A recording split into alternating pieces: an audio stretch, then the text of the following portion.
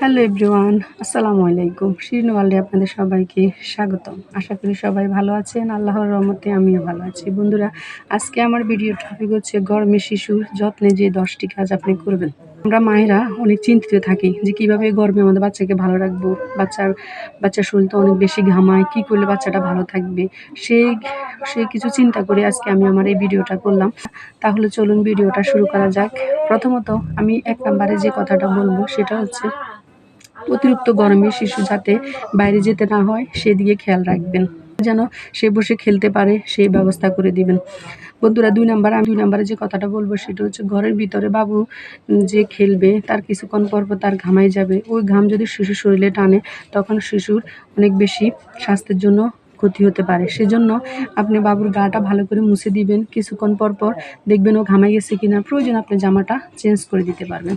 3 নম্বরে আমি যে কথাটা বলবো বন্ধুরা হচ্ছে আপনি এই গরমে শিশুকে আরামদায়ক সুতির জামা কাপড় পরাবেন। যদি এই আরামদায়ক সুতির জামা কাপড় আপনি না পরান তাহলে আপনার বাচ্চার গায়ে চুলকাবে, র্যাশ উঠবে, বিভিন্ন ধরনের সমস্যা দেখা দিতে পারে।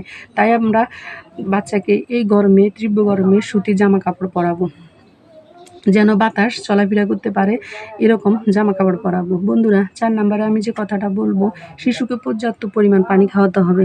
এই পর্যাপ্ত পরিমাণ পানি যদি না খাওয়ান তাহলে শিশুর ডিহাইড্রেশনে ভুগবে, শিশুর পানির শূন্যতা হবে, শিশুর বমি হবে, পাতলা পায়খানা হবে, বিভিন্ন ধরনের প্রবলেম দেখা দিতে পারে। সেজন্য আপনি ওকে তরল জাতীয় খাবার দিবেন। তরল জাতীয় খাবার ভিতরে আমি বলবো আপনি লেবুর শরবত খাওয়ান, একটু স্যালাইনের পানি খাওয়ান, একটু ডাবের পানি খাওয়ান, একটু আপনার স্যুপ জাতীয় খাবার খাওয়ান। এই ধরনের লিকুইড খাবারগুলো খাওয়ালে আপনার বাচ্চাটা অনেক বেশি ভালো থাকবে। 5 নম্বরে আমি যে টিপসটা দিব সেটা হচ্ছে বেবিদের স্কুলের টিফিন। বন্ধুরা, আমরা অনেক সময় বড় বাচ্চারা যখন স্কুলে যায় তখন গরমে তারা তো আর গরমে তারা অনেক বেশি অসুস্থ হয়ে যায়। তখন তাদের পানির ব্যবস্থা রাখতে হবে যেন তারা পর্যাপ্ত পরিমাণ পানি খায়। মায়েরা বাড়ি থেকে যাওয়ার সময় তাদেরকে বোতলে করে পানি দিয়ে দিবেন। এমন টিফিন দিবেন না যে টিফিন গন্ধ হয়ে যায় বা নষ্ট হয়ে যাবে, বাচ্চা খেলে বাচ্চার স্বাস্থ্যের জন্য ক্ষতি হবে। সেজন্য আপনাকে এমন টিফিন দিতে হবে যে টিফিন ড্রাই, শুকনা বা নষ্ট হবে না, এ ধরনের খাবার দিতে হবে। আর বাচ্চাকে বলে দিতে হবে যে তুমি কিছুক্ষণ পর পানিটা কমপ্লিট করিও। বন্ধুরা, 6 নম্বরে আমি যে কথাটা বলবো তা হচ্ছে প্রতিদিন খাবারের সময় শিশুকে পর্যাপ্ত পরিমাণ পানি খাওয়াতে হবে, তাহলে সে পানির শূন্যতা ভুগবে না।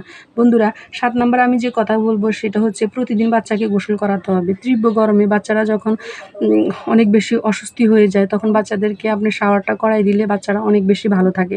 তাহলে যে বাচ্চারা অনেক বেশি অসুস্থ থাকে বা গরমে বাচ্চারা শরীর অনেক বেশি খারাপ, ঠান্ডা, কাশি এগুলা, তাহলে ওদেরকে আপনি 1 দিন পর গোসল করাইতে পারেন। কিন্তু যে বাচ্চারা স্বাভাবিক সুস্থ ওদেরকে আপনি প্রতিদিন গোসল করাই দিন। বন্ধুরা, 8 নম্বরে আমি যে কথাটা বলবো সেটা হচ্ছে গরমে শিশুর ত্বকের বাড়তি যত্ন নিতে হবে। বাড়তি যত্নের ভিতরে আমরা দেখব যে শিশু বাইরে গেলে সানস্ক্রিন লাগাতে হবে, শিশুর ভালো একটা ময়শ্চারাইজার দিতে হবে, না হলে শিশুর শরীরে অনেক বেশি র্যাশ হবে, অনেক চুলকাবে, সেদিকে আমাদেরকে খেয়াল রাখতে হবে।